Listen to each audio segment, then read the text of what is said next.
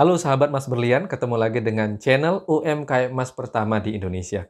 Sebelum lanjut ke materi ini, tonton dulu video kita yang 1 dan 2 ya, part 1 dan part 2, baru nonton materi ini, oke? Nah, materi ini memang cukup nyentrik, tapi saya punya bukti autentiknya mengenai kenapa saya harus menulis emas tidak mempertahankan harta, teman-teman.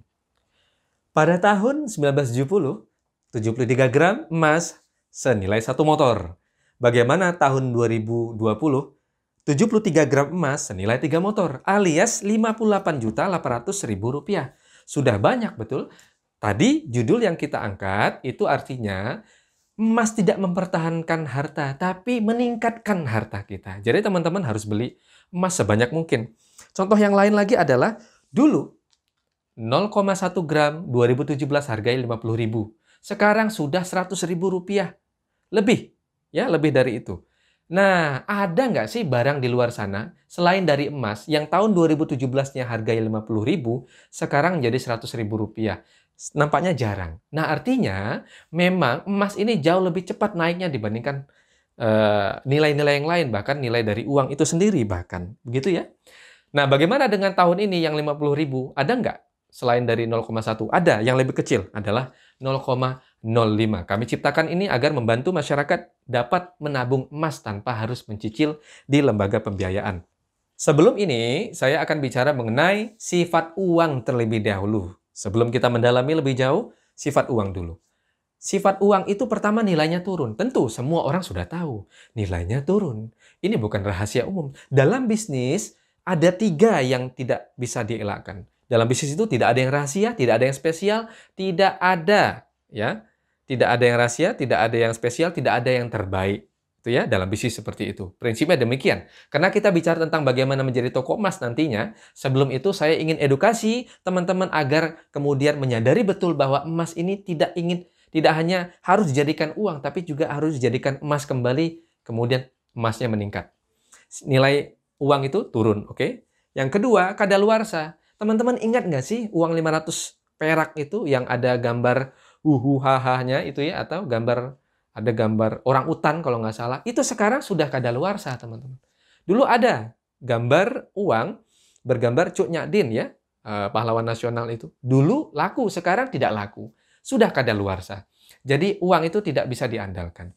Yang ketiga, berubah bentuk, teman-teman. Dulu mungkin dalam bentuk koin, sekarang kertas, lalu kemudian menjadi digital.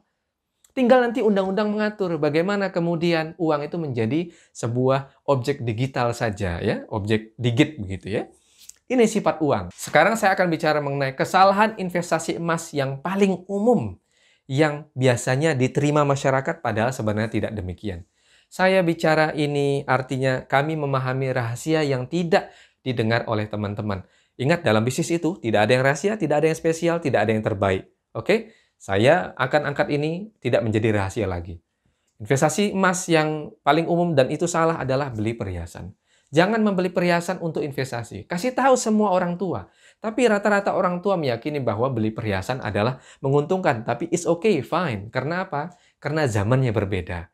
Kita menghadapi sesuatu yang berbeda, teman-teman. Ya, itu yang pertama. Yang kedua, bagaimana? Beli dengan hutang. Ini jadi persoalan.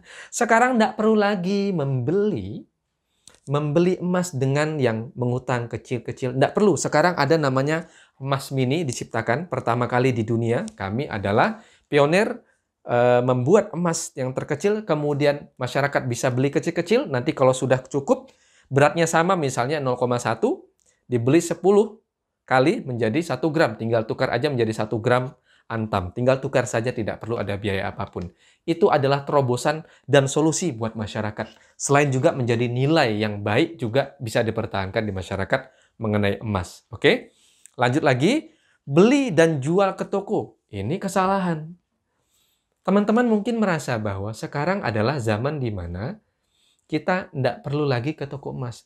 Beli ke online, ya bagus sebenarnya. Saran saya, jangan beli ke toko dan jual ke toko lagi. Karena toko itu punya biaya operasional dan itu membuat teman-teman harus dipangkas keuntungannya.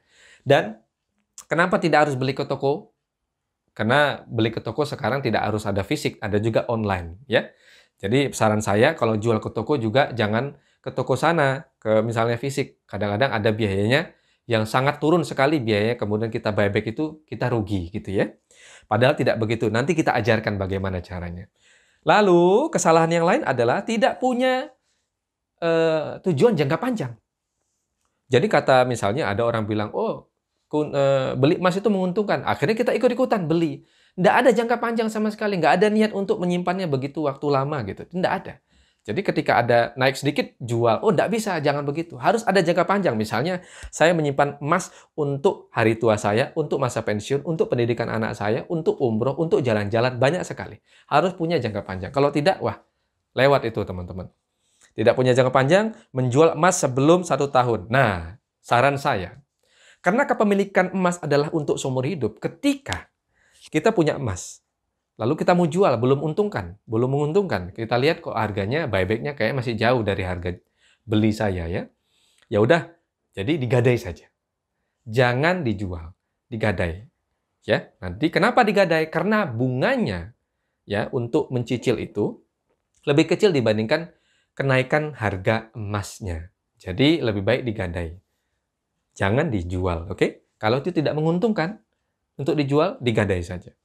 Lalu yang terakhir adalah beli emas untuk uang. Ini dia yang terakhir yang ingin saya angkat ke teman-teman. Bahwa beli emas adalah untuk emas. Saya akan jelaskan nanti kenapa menjadi untuk emas ya, teman-teman. Tadi saya bilang, membeli emas bukan untuk uang. Adapun teman-teman yang memang membeli emas untuk dipertahankan saja untuk jangka panjang, silahkan. Tapi saya ingin membuka pikiran buat teman-teman yang memang menyimpan emas dan ingin produktif emasnya dan meningkat. Oke? Di sini kita lihat, ini kasus di kita. Saya dulu begini, 2008, 1 gram saat itu harganya 250.000 per gram. Oke? Saat itu emas kami, modal kita 2,5 kilogram.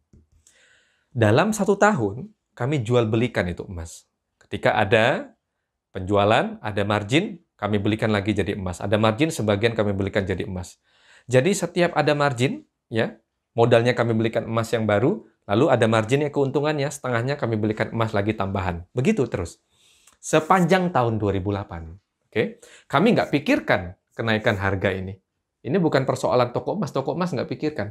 Bahkan ketika tahun 2013 emas jatuh sekalipun, sangat jatuh, tak ada toko emas yang bangkrut. Ketika Krismon, nggak ada toko emas yang bangkrut. Ketika harga emas naik, jatuh banget, itu nggak ada yang bangkrut. Kenapa? Tujuan mereka bukan uang, tujuan mereka adalah kenaikan volume emasnya. Kenapa kok bisa naik? Nih contoh. Ketika tahun 2009 awal, kita hitung emas kita. Berapa ya emasnya ya? Nah, di situ ketika kita hitung berat emasnya, ternyata emas kita bertambah 4,8 kg. Kenapa bertambah? Karena setiap ada margin kita belikan emas yang baru lagi. Ini. Jadi keuntungannya menjadi pedagang emas, nggak harus toko emas ya. Karena saya akan kasih tahu bagaimana cara membuat toko emas tanpa harus punya toko. Nggak perlu itu. Cukup online saja Anda bisa mulai. Nanti kita akan kasih tahu di video berikutnya ya teman-teman. Maka jangan lupa di-subscribe ya. Jangan lupa subscribe nih, di-follow, subscribe, ketik loncengnya, lain sebagainya. Pencet aja loncengnya, dan kalau mau di-komen silahkan. Ini kita lihat di sini, semakin banyak volumenya. Nah, keuntungannya bagaimana kalau menjadi pedagang itu? Volume emas kita naik, gitu ya. Dihitungnya tapi setiap tahun ya. Dan plus dapat margin, ada duit, ada selisih, keuntungan. Plus syukur-syukur saat itu, tahun 2008 ke tahun 2009, dulu waktu kita beli 2,5 kilogram emas itu per gramnya segini, 250.000. Sekarang 4,8 kilogram per gramnya 320.000. Plus untungnya ini. Tapi walaupun misalnya 2008 sekian, kemudian 2009 itu menjadi 220 misalnya, malah turun, ini tetap naik. Itu rahasianya. Nanti kita akan kasih tahu lebih lanjut mengenai itu. Dan yang paling penting, ada beberapa hal yang perlu saya ingin kasih tahu. Ini, teman-teman. Misalnya ya, teman-teman ya. Mungkin berpikir bahwa, oh saya dapat untung kok beli emas, lalu kemudian jual ketika untung. Ya. Tapi ingat ada jebakan. Ini lihat. Contohnya misalnya, saya nggak perlu bilang 10 tahun beli emasnya, enggak. 1 tahun aja lah, di tahun 2020. Januari 1 gram belinya harganya segini teman-teman, 781.000. Ketika Maret, mungkin teman-teman merasa untung ketika dijual di buyback 783.000. Nah, untungnya berapa? 2.000. Lumayan untungnya ada 2.000. Tapi ingat ya di poin ini sekarang. Teman-teman beli di Januari, kemudian dijual di Maret. Untung 2.000 mungkin. Tapi oke, teman-teman pegang uangnya sekarang. Lalu kalau diminta untuk beli 1 gram lagi di hari yang sama, di detik yang sama, bisa nggak? Nggak bisa. Nggak bisa, itu jebakan. Jangan lupa untuk menemukan jawabannya, kenapa ini menjadi jebakan, ikuti kita terus untuk di video berikutnya. Terima kasih buat teman-teman.